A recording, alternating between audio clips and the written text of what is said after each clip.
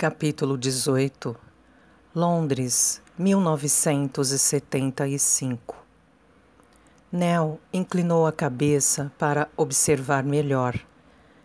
Tivera a esperança de que, ao ver a casa em que Elisa tinha morado, conseguisse reconhecê-la, sentisse instintivamente que era importante para seu passado, mas isso não aconteceu. O local no número 35 da Battersea Church Road era completamente desconhecido. A casa era comum, parecida com as outras da rua. 3 andares, janelas envidraçadas, canos estreitos subindo por paredes de tijolos que o tempo e o limo tornavam pretas. A única coisa que se destacava era uma construção esquisita no topo do móvel. De fora, parecia que parte do telhado havia sido emparedado para construir um cômodo extra, embora fosse difícil saber exatamente o que, sem ver por dentro. A rua era paralela ao Tâmisa, era suja com lixo na sarjeta e crianças com narizes escorrendo brincando na calçada. Não parecia o tipo de lugar que pudesse inspirar uma escritora de contos de fadas. Ideias tolas, românticas, é claro. Mas, quando Nell imaginava Elisa, pensava no Kensington Gardens de J.M. Barrie, no Charme Mágico da Oxford, de Lewis Carroll.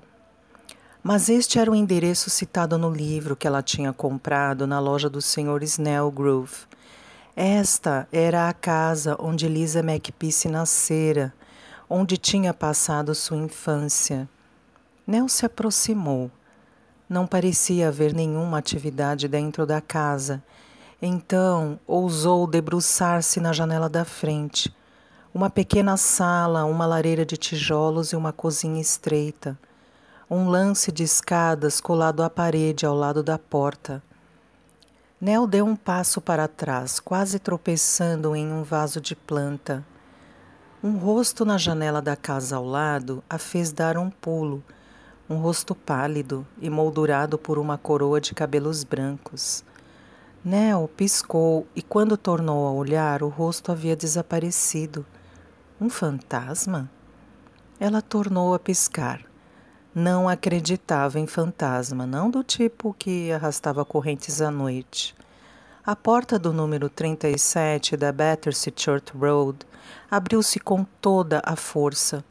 Parada do outro lado estava uma mulher minúscula, com menos de 1,5 metros, pernas de palito e uma bengala. De um sinal do lado esquerdo do seu queixo saía um longo fio de cabelo branco. — Quem é você, mocinha? Perguntou em tom ríspido, com um sotaque carregado. Já fazia pelo menos 40 anos que ninguém a chamava de mocinha.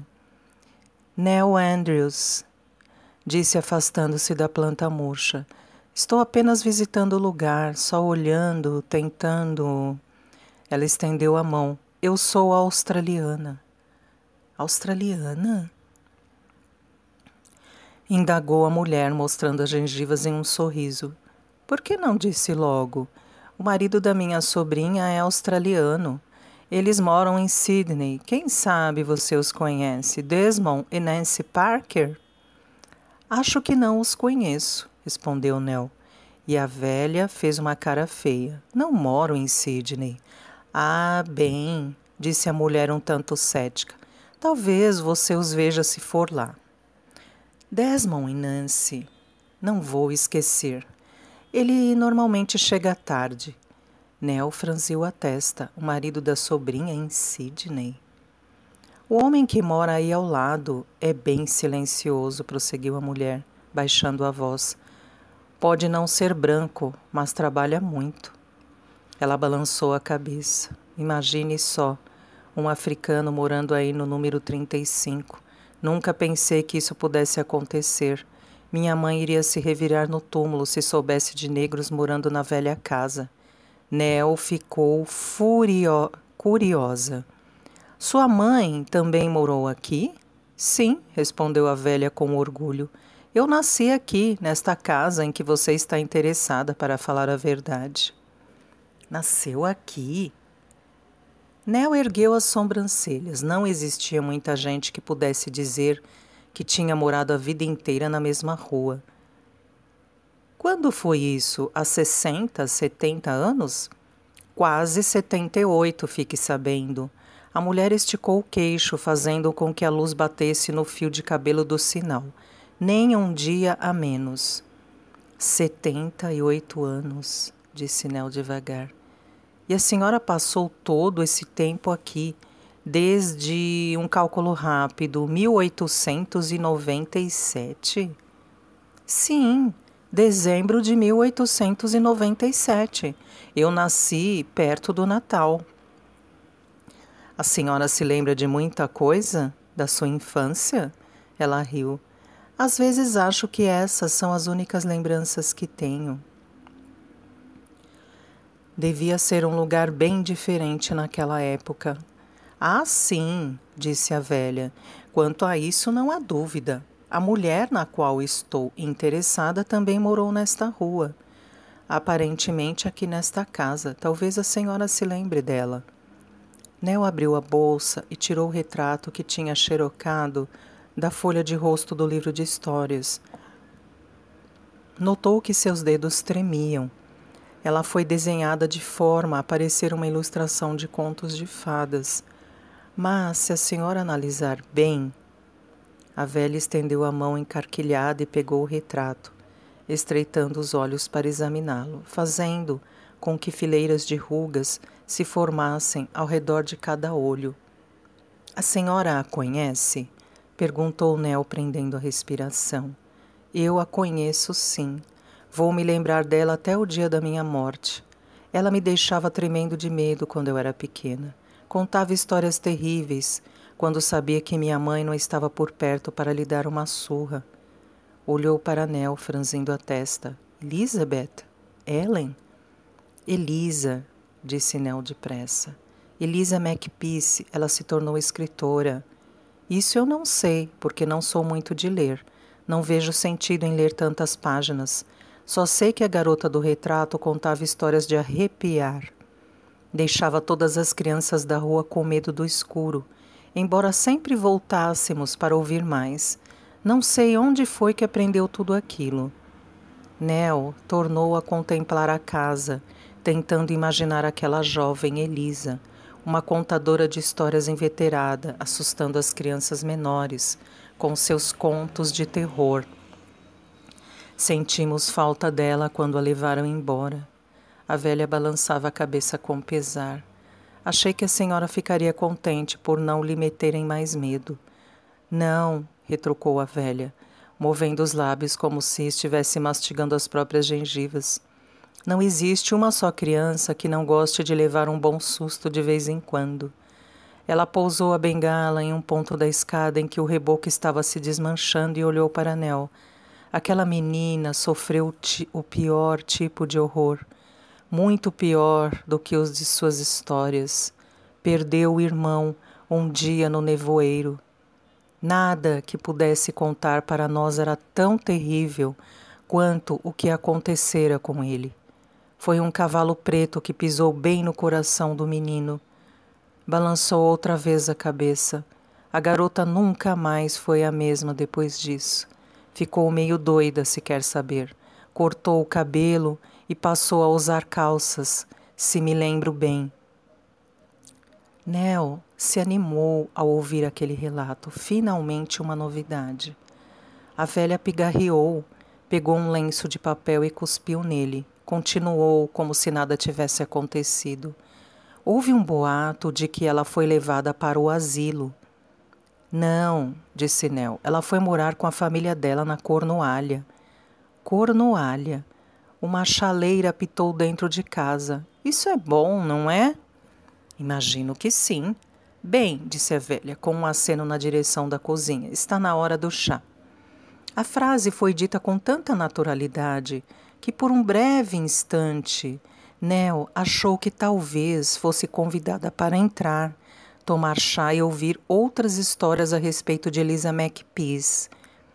Mas, quando a porta começou a se fechar, deixando Nell do lado de fora, essa fantasia desapareceu. "Espere", disse ela, estendendo a mão para impedir que a porta se fechasse. A velha manteve a porta aberta enquanto a chaleira continuava apitando. Nell tirou um pedaço de papel da bolsa e começou a escrever alguma coisa. "Se eu deixar o endereço e o telefone do hotel onde estou hospedada, a senhora me procura caso se lembre de mais alguma coisa sobre Eliza? Qualquer coisa." A velha ergueu uma sobrancelha, fez uma pequena pausa, como se estivesse avaliando Nell. Depois pegou o papel. Quando tornou a falar, sua voz estava um tanto alterada. "Se eu pensar em alguma coisa, falo com você. Obrigada, senhora."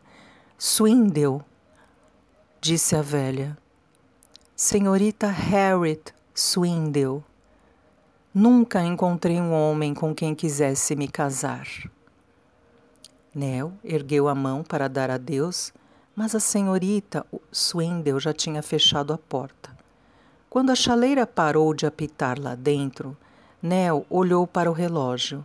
Caso se apressasse, talvez ainda conseguisse pegar a Tate Gallery aberta. Lá poderia ver o retrato de Eliza, pintado por Nathaniel Walker, o que ele intitulara A Autora.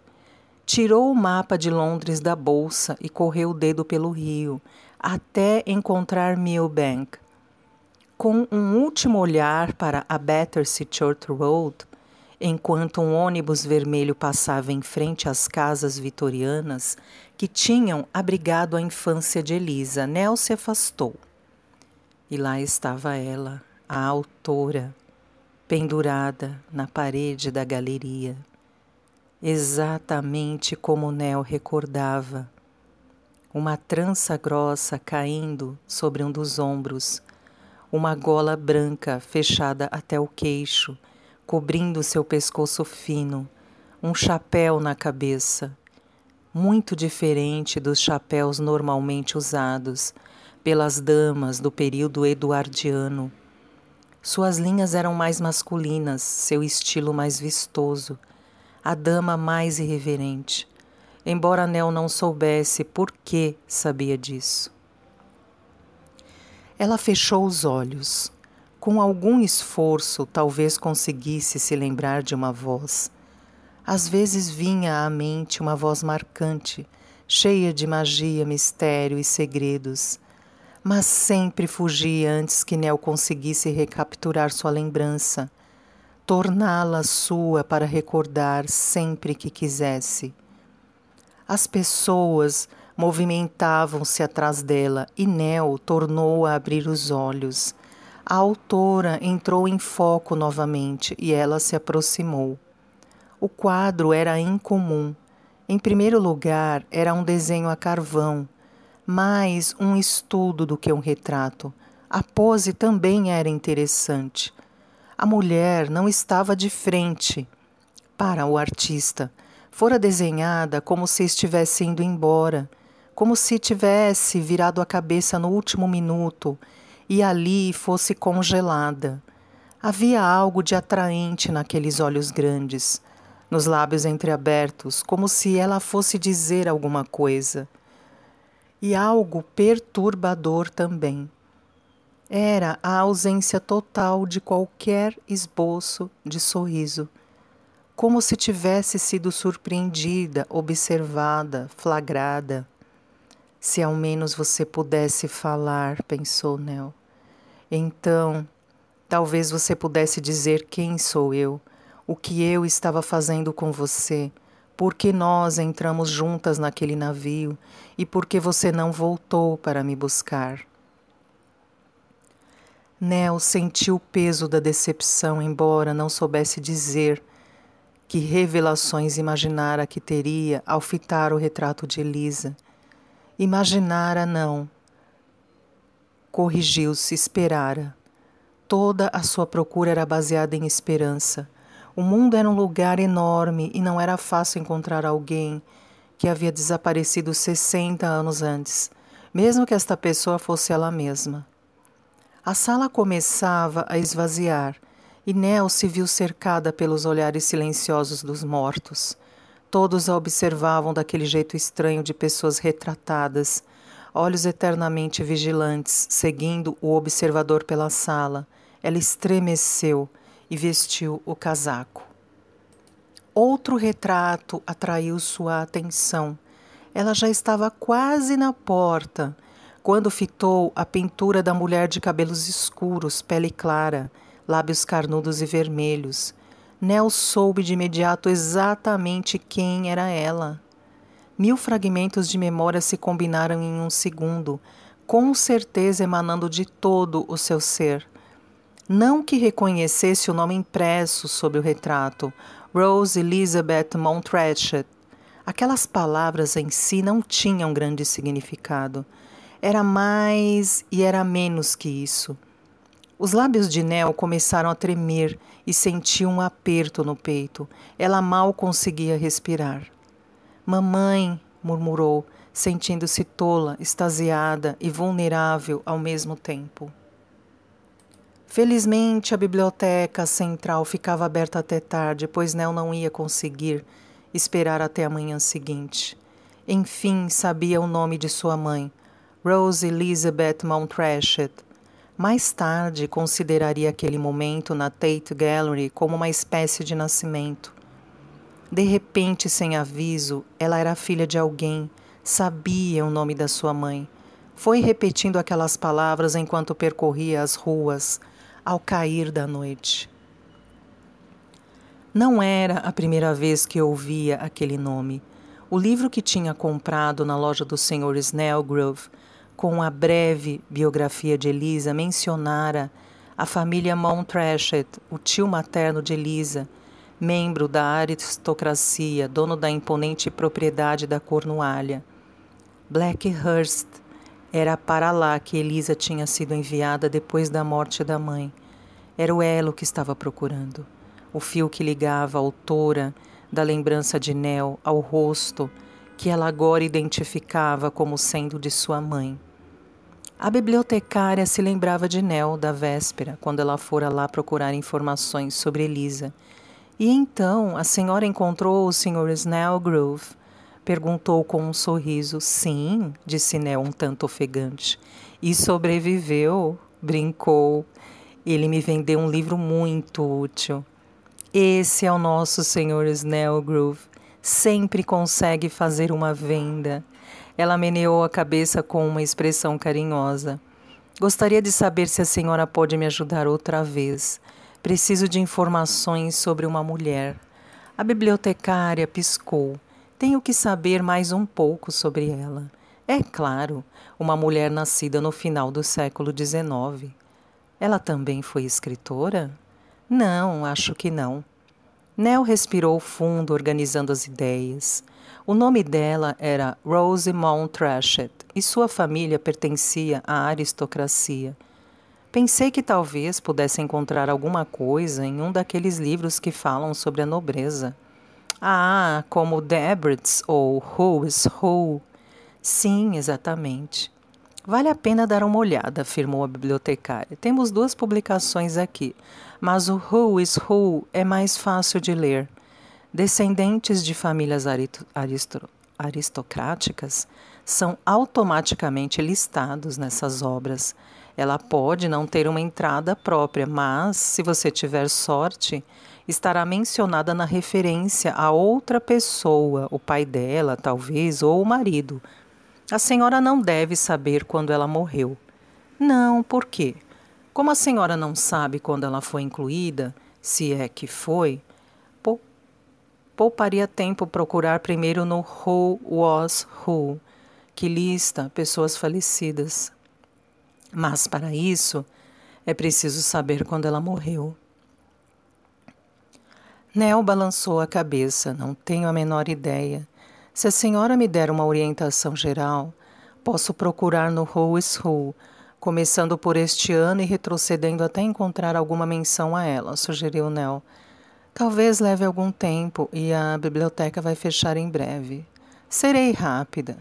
A mulher deu de ombros.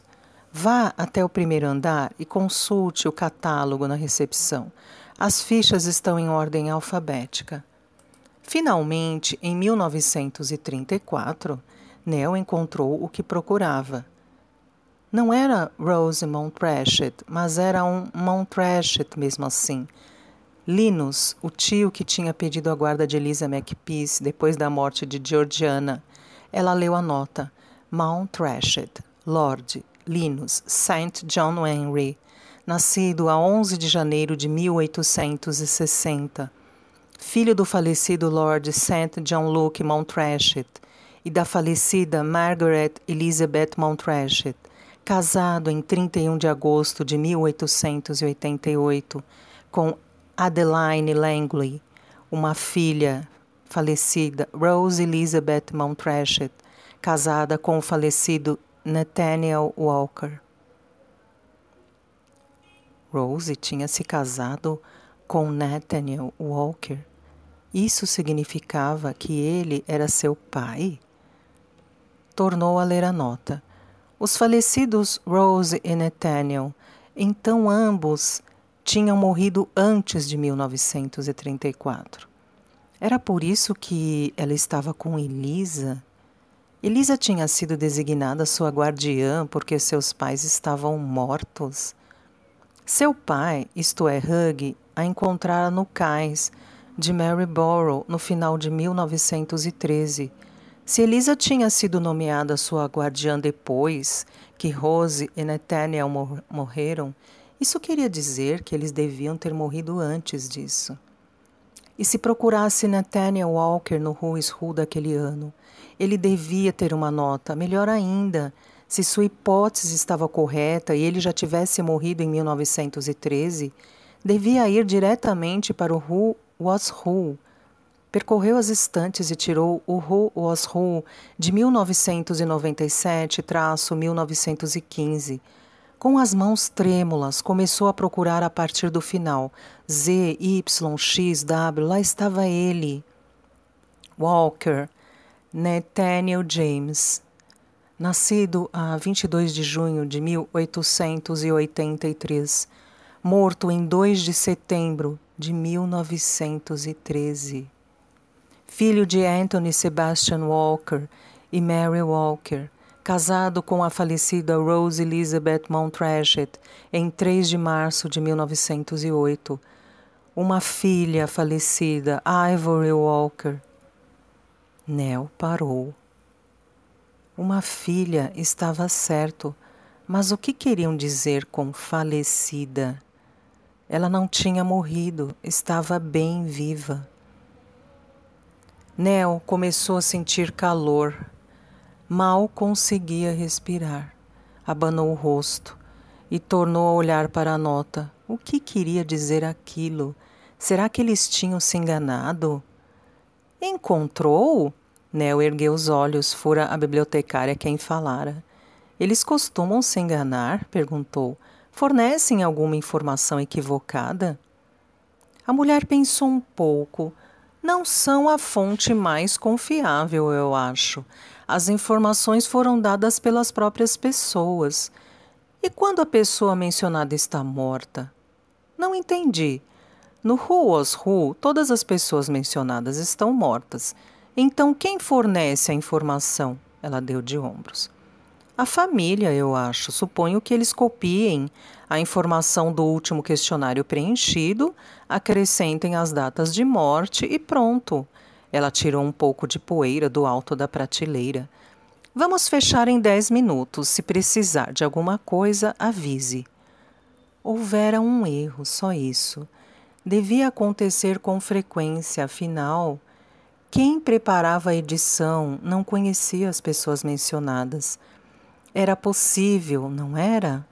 Que a palavra falecida tivesse sido inserida por engano, uma estranha dada como morta para os olhos silenciosos da posteridade. Era mais que um erro de datilografia. Sabia quem era a criança mencionada ali e ela não estava morta. Só precisava encontrar uma biografia de Nathaniel Walker para provar que a nota estava errada. Ela agora tinha um nome, Ivory Walker. E mesmo que não soasse familiar, que não coubesse nela como um casaco favorito, era esse o seu nome. Não havia como explicar porque algumas coisas ficavam gravadas na memória e outras não. Ela se lembrou, de repente, do livro que tinha comprado a caminho da Tate Gallery, sobre as pinturas de Nathaniel. Ele devia conter uma breve biografia. Tirou-o da bolsa e o abriu. Nathaniel Walker, 1883-1913, nasceu em Nova York, filho de imigrantes poloneses, Anthony e Maria Walker, originalmente Walksk. Seu pai trabalhava nas docas da cidade. Sua mãe lavava roupa para fora e criava os 6 filhos, dos quais Nathaniel era o terceiro. 2 de seus irmãos morreram de febre, e Nathaniel ia seguir os passos do pai nas docas, quando um desenho que estava fazendo em uma rua de Nova York atraiu a atenção de Walter Irving Jr., herdeiro da fortuna do petróleo Irving. Ele contratou Nathaniel para pintar seu retrato. Sob a proteção de seu patrono, Nathaniel tornou-se um membro conhecido da sociedade nova-iorquina. Foi em uma das festas de Irving, em 1907, que Nathaniel conheceu Rosamond Treshett, que visitava a cidade vinda da Cornualha. Eles se casaram no ano seguinte em Blackhurst, a propriedade dos Mount Treshetts, perto de Regina, na Cornualha. A reputação de Nathaniel continuou a crescer depois do casamento e da mudança para a Inglaterra. O ponto alto de sua carreira foi seu contrato, no início de 1910, para pintar o último retrato daquele que seria o rei Eduardo VII. Nathaniel e Rose Walker tiveram uma filha, Ivory, nascida em 1909. A esposa e a filha foram temas frequentes nas pinturas de Nathaniel, e um de seus quadros mais admirados é o que se chama Mãe e Filha. O jovem casal morreu tragicamente em 1913 em S. Gill, quando o trem em que viajavam colidiu com o outro e pegou fogo. Ivory Walker foi vítima fatal de escarlatina dias depois do falecimento dos pais. Aquilo não fazia sentido. Nell sabia que era a filha mencionada na biografia. Rose e Nathaniel Walker eram seus pais. Ela se lembrava de Rose, lembrara dela na mesma hora. Os anos batiam, seu nascimento e até mesmo sua viagem para a Austrália. Bem demais com a data da morte de Rose e Nathaniel para que tudo fosse mera coincidência. Para não falar do fato de que Rose e Elise eram primas. Nell foi para o índice e passou o dedo pela lista. Parou em Mãe e Filha e abriu a página indicada com o coração disparado. Um tremor tomou seu lábio inferior. Podia não se lembrar de ser chamada de Ivory, mas não havia mais dúvida. Sabia como era quando criança. Ali estava ela, sentada no colo da mãe, pintada pelo pai. Então por que a história a considerava morta? Quem dera aquela informação errada? Fora uma mentira proposital ou acreditaram nisso sem saber que ela embarcara em um navio para a Austrália com uma misteriosa autora de contos de fadas? Você não pode dizer o seu nome. É uma brincadeira que estamos fazendo. Era isso que a autora tinha lhe dito. Nell podia ouvir a voz dela, aquela voz sussurrante, como a brisa que vinha do oceano. É o nosso segredo. Você não pode contar.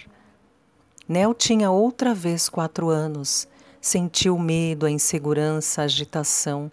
Sentiu o cheiro da lama do rio, tão diferente do vasto mar azul. Ouviu o grito zangado das gaivotas do Tâmisa, os marinheiros chamando uns pelos outros, um par de tonéis, um esconderijo escuro, uma réstia de luz. A autora a tinha levado. Ela não fora abandonada, fora raptada, e seus avós não sabiam. Era por isso que não a tinham procurado, acreditavam que ela havia morrido. Por que a autora tinha feito isso? E por que desaparecera, deixando Nell sozinha no navio, sozinha no mundo? O passado dela era como uma matrioshka, uma pergunta dentro da outra, dentro da outra. E para desvendar esse mistério, ela precisava de uma pessoa, alguém com quem pudesse falar, que pudesse tê-la conhecido, ou que soubesse de alguém que a conhecera, alguém que pudesse lançar alguma luz sobre a autora, sobre os Mount Trasheds e sobre Nathaniel Walker. Esse alguém, pensou ela, não ia ser encontrado nos corredores poeirentos de uma biblioteca. Precisava ir ao cerne do mistério, à Cornualha, aquela aldeia trigena. Precisava ir à enorme mansão Blackhurst, onde sua família morara e ela tinha brincado quando era pequena.